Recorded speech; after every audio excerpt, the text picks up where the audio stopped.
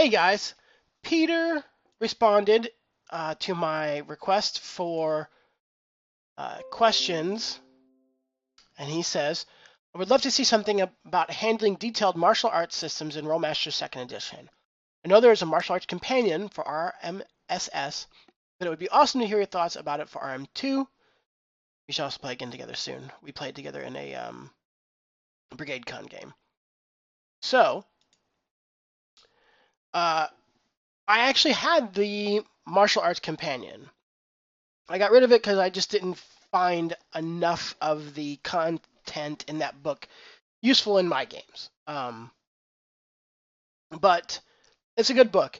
And if I haven't said this before, a lot of the concepts, optional rules, and things that exist in RMFRP, RMSS, RM2 are very easily interchangeable.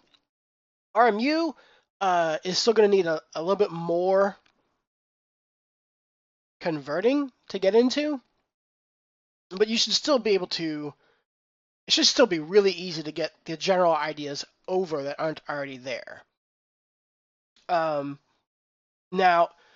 that doesn't mean that I haven't had martial arts in my games. I have had warrior monk type characters in my game, and I've used it myself, and it is an interesting area in the rules to talk about for an introduction to Rolemaster perspective, because it brings in something that is used in martial arts and in a lot of the creature tables if you're playing RM2. I don't know if this is the case for RMSS, RMFRP. It is definitely not the case in RMU. I kind of wish it was, though. So, as is Rolemaster's take on things, martial arts just isn't simply martial arts. You don't just develop martial arts. You have to subdevelop it. And you subdevelop it in two axes. The first one is whether you're doing martial arts striking. Striking would be karate, punching, or boxing, kickboxing.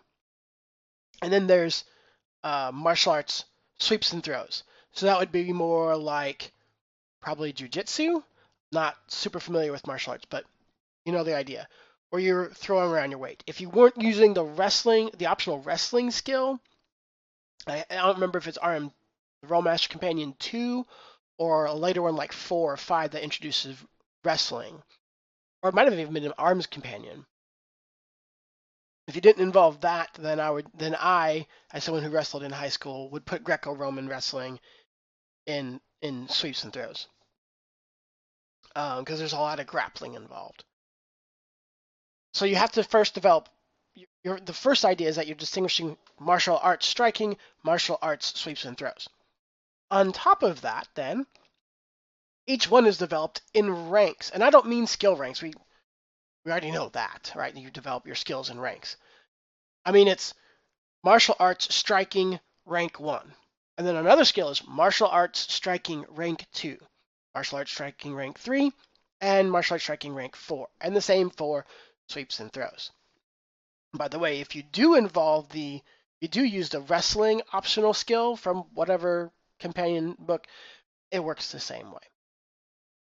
And what you have to do is you're not allowed to develop a later rank, a higher rank, beyond what you've developed in an earlier rank, right? So you want to get 4 ranks in striking 3, you're going to have to get 4 ranks in 2 and 4 ranks in 1. They all have the same development cost. Martial arts just have a single development cost, so that's true for it's the same cost for all the ranks and in both striking and sweeps and throws. Now, the reason why that is, I pulled out this awesome old book. This is an old Rolemaster book. Let me see, it's 1980. And here is, I tried to line this up beforehand. Here's the, that nice. Martial arts striking attack table, right? It looks just like all the other attack tables from earlier on. You see the automatic fumbles at the top, and it's got the 20 armor types grouped up. But now look at what's down here. But you'll see, let me move to focus it better. Ooh, come on. No? That doesn't look like it's going to focus. It says maximum result for rank 1 attack, maximum result for rank 2 attack, rank 3, and then the top of the chart, or technically the bottom of the chart, the 150 result, is maximum result for 4 attack, rank 4 attacks. So, the idea is, if you took martial arts striking rank 1, you box.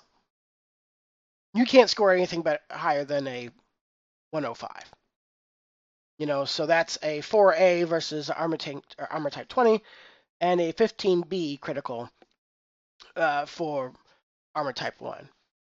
If you get a little fancier and you do kickboxing, maybe you can get to rank 2, 6A on 20s, and 18C on AT1.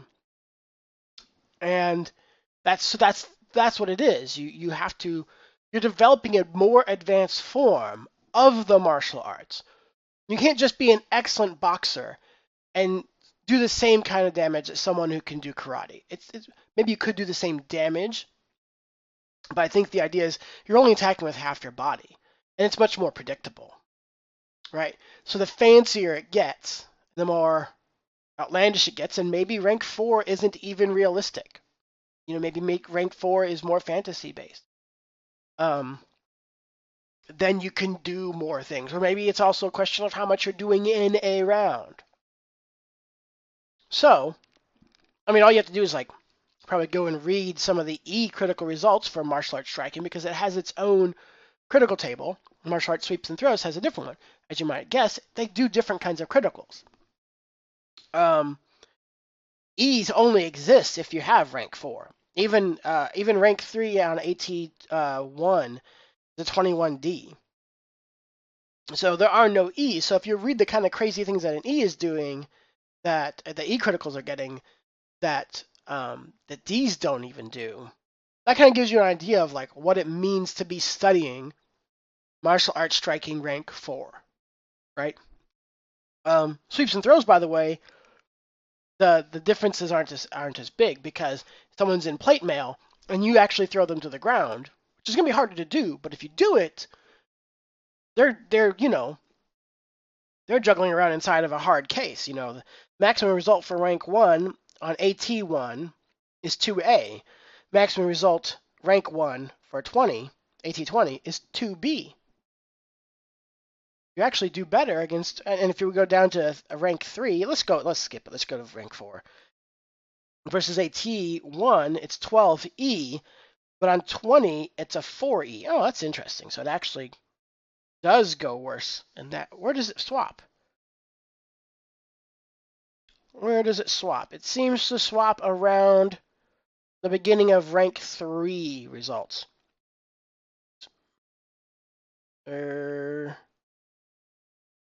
maybe the end of it. Yeah, not important. Now this is the same idea that exists in the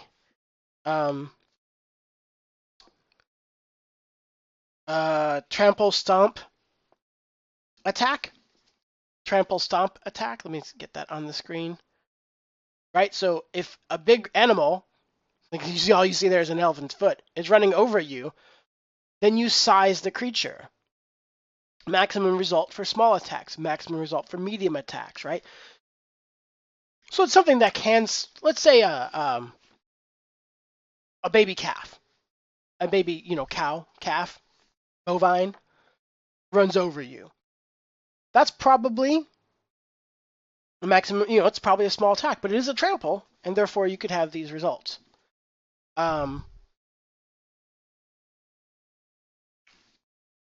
I really like the idea of developing schools of martial arts. Kind of breaking topic, okay? I forgot to do my signal lane change here. I like the idea of schools, like monk schools, that do different things and teach different things. But as you might pick up on other videos that you watch, especially RPG a day videos or um, video responses in my channel, I am very much a proponent of cost for choice, right? Choices have costs and benefits. They have consequences. They have the good consequences and they have the limiting consequences. And I haven't found the way, or at least a player, because I haven't actually gone and made a lot of monk schools, like martial arts schools myself. I've usually let players propose them to me. But I haven't found any player proposed ones yet that that